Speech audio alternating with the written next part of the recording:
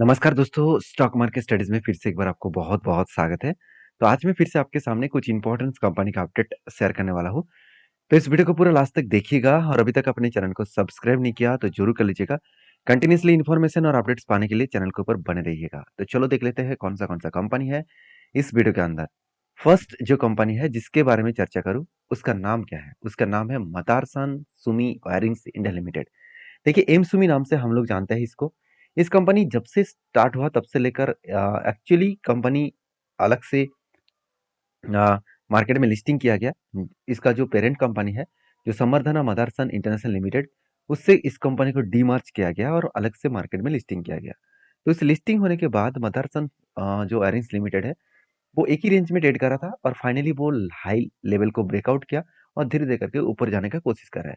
तो चलो सबसे पहले मैं टेक्निकली चार्ट पैटर्न आपको दिखा देता हूँ। देखिए जब कंपनी लिस्टिंग हुआ, लिस्टिंग होने के बाद यहाँ पे मैं थोड़ा-सा ज़ूम छोटा कर देता हूँ। अभी देखिए, लिस्टिंग होने के बाद कंपनी क्या किया, थोड़ा-सा ऊपर गया, रीटेस्ट किया इस लेवल को और उसके बाद फिर से देखिए ऊपर गया और उसके बाद देखिए फिर से यहाँ पे एक कप बना, उसके बाद एक हैंडल पैटर्न क्रिएट किया। तो कप विद हैंडल पैटर्न्स बनने के बाद मैं क्या किया, इसके ऊपर एक एंट्री लिया। तो एंट्री किस तरीके से लिया, ध्यान दीजिएगा इस चीज़ को। तो पहले कप बना था, उसके बाद यहाँ पे क्या बना, एक हैंडल पैटर्न बना। तो कप विद हैंडल पैटर्न्स बनने के बाद यहाँ पे ब्रेकआउट ब्रेकआउट कंफर्मेशन हुआ। उसके बाद देखिए जब भी नीचे आया, रीटेस्ट किया। रीटेस्ट करने के बाद देखिए कंपनी धीरे-धीरे करके ऊपर जाने का कोशिश कर रहा है। तो ऊपर जाने का कोशिश कर रहा है, इसका टारगेट निकल के आ रहा है कितना, जो मैं टारगेट लेकर चल रहा हूँ वो 79 के आसपास है। तो 79 के आसपास टारगेट है और मेरा एंट्री लेवल अराउंड 60 के आसपास है। तो 60 के आसपास से 79 तक अगर गए तो इसका टारगेट निकल के आएगा 27% के आसपास। अभी एक चीज हम नोटिस करेंगे तो किस तरीके से यहाँ पे ब्रेकआउट हुआ, रिटेस्ट किया, उसके बाद ब्रेकआउट हुआ, उसके बाद देखिए धीरे धीरे करके ऊपर जाने का कोशिश कर रहे हैं। अगर ऊपर गए, इस लेवल तक गए तो इसका टारगेट निकल के आएगा करीबन 80 के आसपास। तो मेरा कहने का मतलब है कि हर जगह पे क्या इस तरीके से काबू थाने पैटर्न्स बन जाएगा, क्या हम लोग को ट्रेड लेना चाहिए? बिल्कुल नहीं। आपको वो कंपनी के ऊपर ट्रेड लेना है जो कंपनी का पैटर्न्स भी क्रिएट हुआ है, उसके साथ साथ कंपनी का फाइनेंशियल और फंडामेंटल्स अभी ठीक है। मान के चलिए किसी कंपनी के ऊपर अभी कोई फ्रॉड का आरोप आया, साथ ही साथ कोई भी देखा जाए तो कोई भी कोर्ट केस आया, तो कोई भी गवर्नमेंट का रिस्ट्रिक्शन आया, तो उस कंपनी के ऊपर कितना भी अच्छा पैटर्न्स बने तो उसके ऊपर ट्रेड मत लेना, क्योंकि वो कंपनी क्या करेगा, आपको रुलाएगा, आपको बुरी तरीके से फंसाएगा। तो इसीलिए मैं बार बार बोलता हूँ, पहले देख लेना कंपनी के ऊपर कोई भी कोर्ट केस है कि नहीं है। आप कहेंगे सर वो कैसे पता चलेगा? कुछ भी नहीं, आप इस कंपनी को एक बार कॉपी कर लीजिए, उसके बाद गूगल में चले जाइए, यहाँ पे लिखिए, उसके बाद लिखिए कोर्ट केस।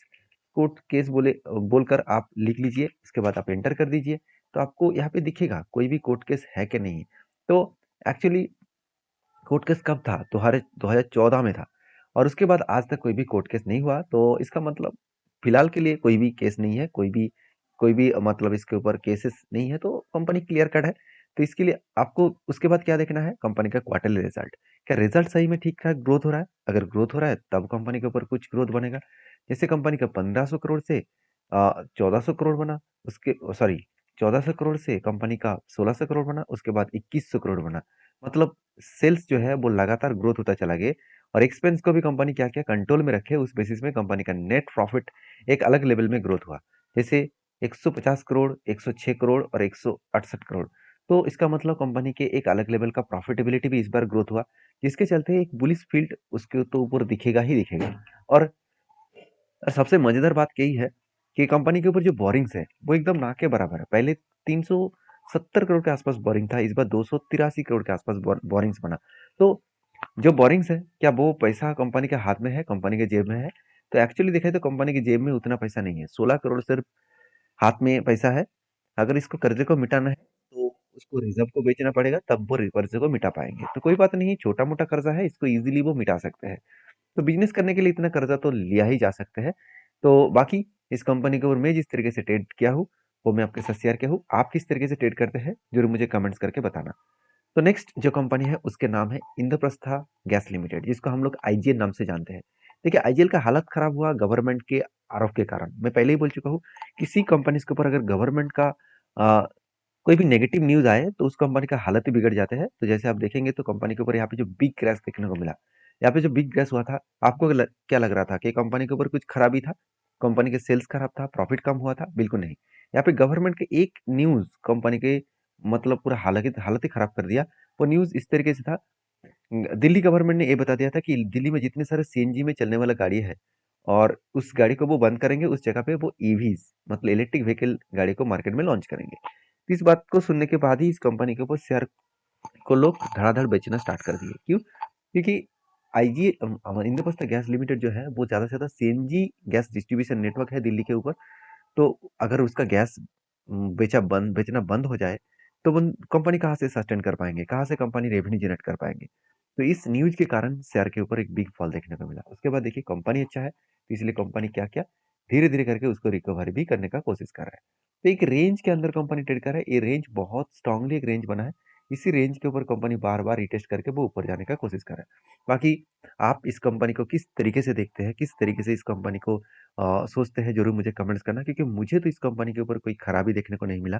पहली बात, कंपनी का पी रेशियो एकदम सस्ते में है और डेप्थ भी एकदम ना के बराबर है। इनकम भी जबरदस्त है और आरओसी आरओई बेस्ड है। तो जिस जगह पे देखेंगे वही जगह पे आपको अच्छा खासा ग्रोथ दिखेगा। साथ ही साथ आप ये भी देखेंगे कि क्वार्टर रिजल्ट किस तरीके से है। देखिए रिजल्ट हर साल में अगर डेटा दिखा दूं तो हर साल में कंपनी का सेल्स लगातार बढ़ता हुआ देखने देखने को मिल चुके हैं। एक्सपेंस भी कंपनी कंट्रोल में रखे, उसके बाद कंपनी का जो नेट प्रॉफिट है वो भी देखिए 335 करोड़, 399 करोड़, 278 करोड़, 392 करोड़। एक अलग लेवल का नेट प्रॉफिटेबिलिटी ग्रोथ यहाँ पे देखने को मिले। तो बेस्ट तरीके से प्रॉफिटेबिलिटी यहाँ पे ग्रोथ देखने को मिलेगा। और बाकी एज ए इन्वेस्टर, प्रोमोटर से लेकर एफआईजीएस पब्लिक, हर किसी के पास आपको इन्वेस्टमेंट देखने को मिल चुके हैं। इसका मतलब क्या है? इसका मतलब है इंस्टीट्यूशन इस कंपनी के ऊपर माल बेचने के लिए तैयार नहीं है। अगर मैं यहाँ पे चार्ट भी आपको दिखा दूं तो आपको क्लियर कट देखने को मिलेगा कि म्यूचुअल फंड ने क्या किया, खुद का होल्डिंग को बढ़ा दिया, 6.5% से 9% तक गया। और एफएस के पास जो पहले 20% होल्डिंग था वो आज आज भी उसी लेवल्स में होल्डिंग अभी भी कंटिन्यू कर रहा है। तो जो इंस्टीट्यूशन माल बेचने के लिए तैयार नहीं है, क्या वो कंपनी बेकार हो गया, क्या वो कंपनी खराब हो गया? मेरे हिसाब से तो नहीं है। बाकी इस कंपनी के बैलेंस शीट देखेंगे तो कंपनी का कर्जा एकदम ना के बराबर है, और जितना कर्जा है 84 करोड़, वो चुटकी से मिटा सकते हैं। मत चुटकी से मिटा सकते हैं इसका मतलब क्या है? कंपनी के हाथ में कैश कितना है? कैश ही है 1500 करोड़ के आसपास। तो 1500 करोड़ से कंपनी क्या 84 करोड़ के आसपास पैसा मिटा नहीं सकते? वो अभी अगर वो उसको बोला जाए कि कर्जा मिटा दो तो वो अभी मिटा सकते हैं, इंस्टेंट मिटा सकते हैं। तो इसी कारण के वजह से मैंने ट्रेड कंटिन्यू कर रहा हूँ। सॉरी, ट्रेड कंटिन्यू मतलब इस कंपनी के ऊपर मैं बुलिश हूँ। अभी फिलहाल के लिए मेरा कोई ट्रेड नहीं बना तो इसलिए मैंने कोई ट्रेड नहीं लिया, क्योंकि मैं हमेशा पैटर्न्स को फॉलो करके काम करता हूँ। क्योंकि पहले एक पैटर्न्स बना था, एक शोल्डर कम हेड कम शोल्डर बना था, और जब ब्रेकआउट हुआ तब मैंने एंट्री लिया और इसके बाद देखिए टारगेट को अचीव किया। तो आपको क्लियर कट टारगेट अचीव हो जाएगा जब आप सारी चीज़ों को देख कर काम करेंगे, सोच कर काम करेंगे। बाकी आपके क्या ओपिनियन है जरूर कमेंट्स करके बताना। नेक्स्ट जो कंपनी है उसका नाम है आरती इंडस्ट्रीज लिमिटेड। देखिए आरती इंडस्ट्रीज लिमिटेड ये कंपनी एक ऐसी कंपनी है जिसके बारे में मैं बार बार आपको एक ही चीज कहूंगा कि कंपनी की आज अगर सिचुएशन आपको खराब दिखे तो इस कंपनी के ऊपर चिंता में मत पड़ जाना कि कंपनी बेकार हो गया। आरती इंडस्ट्रीज फार्मास्यूटिकल्स और केमिकल्स, स्पेशलिटी केमिकल्स, ये दोनों प्रोडक्ट के ऊपर काम करते हैं। आज मार्केट में जो स्पेशलिटी केमिकल्स है इसका डिमांड बहुत कम हो चुके हैं। डिमांड कम सिर्फ यही कंपनी के ऊपर नहीं, पूरा का पूरा सेक्टर के ऊपर डिमांड कम हुआ है। डिमांड कम होने का मतलब क्या है?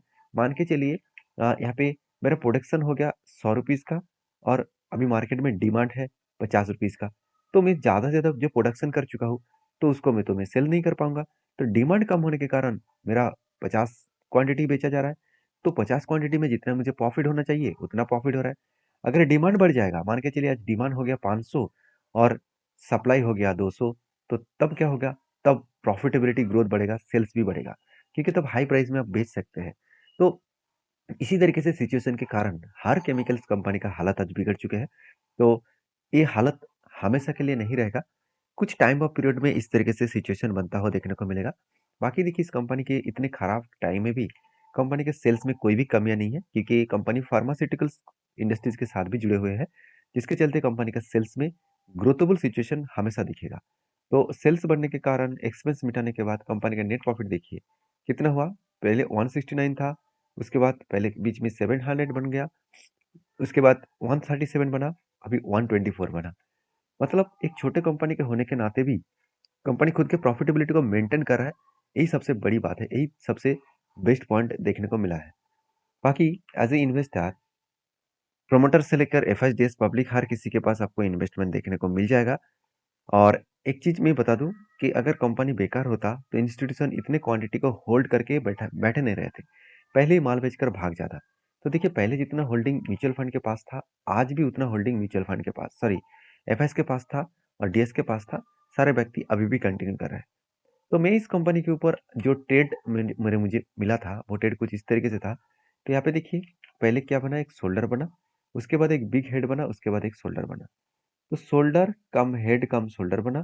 फाइनल यहाँ पे क्या हुआ, एक ब्रेकआउट हुआ, उसके बाद ब्रेकआउट कंफर्मेशन हुआ, रिटेस्ट किया, धीरे धीरे धीरे धीरे करके वो टारगेट को अचीव किए। तो वो टारगेट कितना मिला, 22% के आसपास टारगेट मिला। तो ऑब्वियसली एक शानदार तरीके से टारगेट कंपनी अचीवमेंट यहाँ पे दिखा चुके हैं।